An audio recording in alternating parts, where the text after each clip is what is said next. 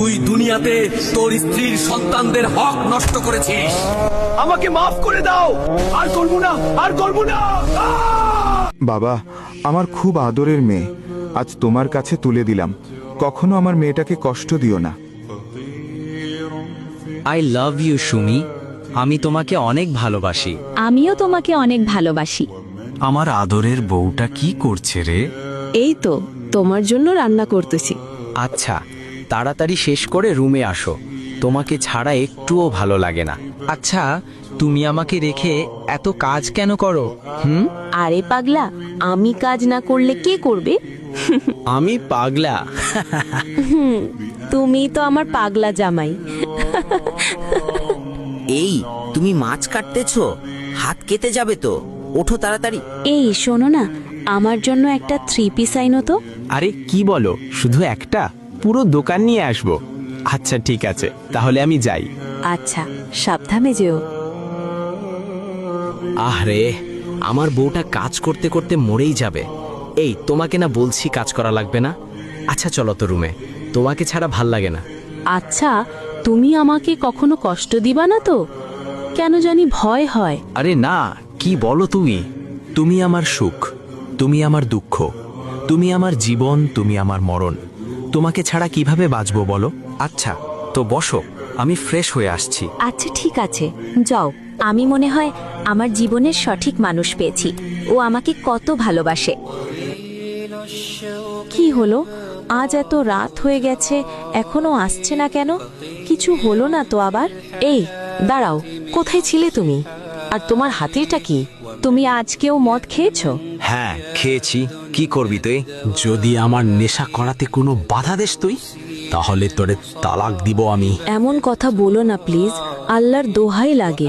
তুমি যদি আর নেশা করো, তাহলে আমি আমার বাবা মাকে ডেকে এনে বিচার করাবো। কি তুই আমার বিচার করবি? খালি আজকের জন্য বেঁচে গেলে তুই। ও এমন কেন হয়ে গেছে? ও তো আমার দিকে এখন আর ফিরেও তাকায় না। আমাকে দেখতে পারে না কেন? আগে তো কত ভালোবাসতো আমায়। অন্য কোনো মেয়ের সাথে পরকীয়ায় জড়িত না তো আবার?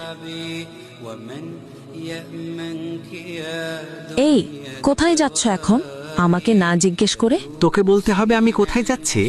যেখানে ইচ্ছে সেখানে যাই। আর কোনো সময় বাধা দিলে মায়ের একটাও নিচে পড়বে না, বলে দিলাম।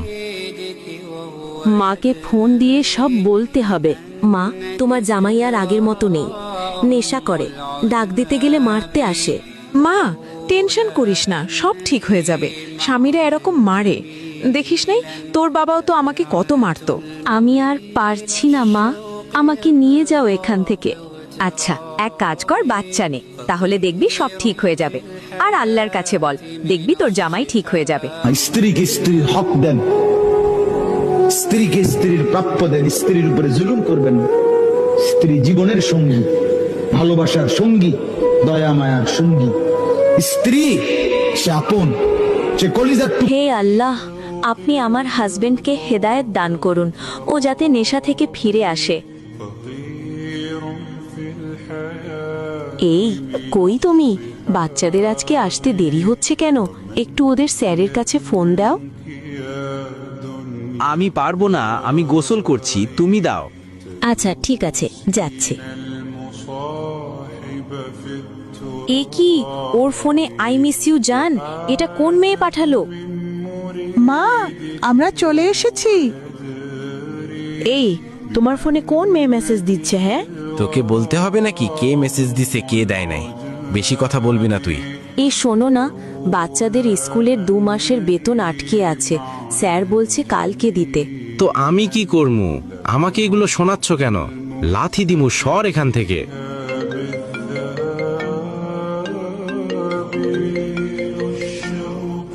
এ কি, সেই মেয়েটা না? হ্যালো, এই মেয়ে, তুমি আমার জামাইকে কল দাও কেন? তুমি জানো না ওর বউ আছে, বাচ্চা আছে? হ্যাঁ জানি, ওর বউ বাচ্চা সব আছে, তবুও আমি তাকে ভালোবাসি, সেও আমাকে ভালোবাসে। এই বেয়াদব মেয়ে আবার হাসে। এই সমস্ত মেয়েদের কি বলে জানোস তো তুই? হ্যাঁ, এই সতীন, মুখ সামলে কথা বল, না হয়ে তোর জামাইকে দিয়েই তোকে মার খাওয়াবো। তুই যদি আমার জামের পিছ না ছাড়স তাহলে তোকে আমি দেখে নিব। আরে যা যা, দেখি কোন বালটা ছিঁড়তে পারছস। আগে তুই নিজের দিকে খেয়াল রাখ। শোনেন, যারা বিবাহিত ব্যক্তি হওয়ার পরেও পরকীয়া করেছেন, বিবাহ করার পরেও পরকীয়ার পাপে লিপ্ত ছিলেন বা এখনো আছেন, জেনে হোক না জেনে হোক করেছেন, অথবা এটা জেনে করেছেন যেটা একটা খারাপ কাজ তারপরেও করেছেন, রাসূলুল্লাহ সাল্লাল্লাহু আলাইহি ওয়াসাল্লামের হাদিস এবং আল্লাহ পাকের কালাম অনুযায়ী তাদের শাস্তি হচ্ছে কোমর পর্যন্ত মাটিতে পুঁতে ফেলে পাথর নিক্ষেপ করে রজম করে হত্যা করা। বাবা, আমাকে র্যাকেট কিনে দিবা, আমি খেলবো। গেছো এখান থেকে, র্যাকেট খেলবে শখ কত? হ্যাঁ জান, বলো। তুমি তাড়াতাড়ি আসো তো, আমি পার্কে বসে আছি তো। এত দেরি করছো কেন? তোমাকে কত মিস করছি আমি, জানো পাখি? হ্যাঁ জানি পাখি, তুমি আমাকে অনেক মিস করছো, তাই তো তাড়াতাড়ি আসছি তোমার জন্য। আচ্ছা, তুমি তোমার বউকে তালাক দিবা কবে বলো তো? আমি তোমাকে ছাড়া থাকতে পারছি না। হ্যাঁ, এই মাসের মধ্যে তালাক দিয়ে দিব। তুমি চিন্তা করো না ডার্লিং, আমি তোমাকেই বউ বানাবো। ওই শয়তান বউটা আর ওর ছাউগুলো তাড়িয়ে দিচ্ছি, একটু অপেক্ষা করো। মানে কবরে কি হয়? তুই দুনিয়াতে তোর স্ত্রীর সন্তানদের হক নষ্ট করেছিস। আর করব না, আর করব না। আসসালামু আলাইকুম। যে ভিডিওটি দেখছেন সেটা হলো শান্তা আপুর জীবনের গল্প। উনি আমাদের যশোর থেকে বলেছেন, তাই আমরা ভিডিওটি বানিয়েছি। তো আপনার জীবনে যদি এর থেকেও বেশি মর্মতান্ত্রিক ঘটনা ঘটে থাকে তাহলে আমাদের কমেন্টে অথবা ইনবক্সে জানাবেন। আর আমাদের ভিডিওগুলো দেখে যদি ভালো লাগে তাহলে একটি ফলো করে রাখুন।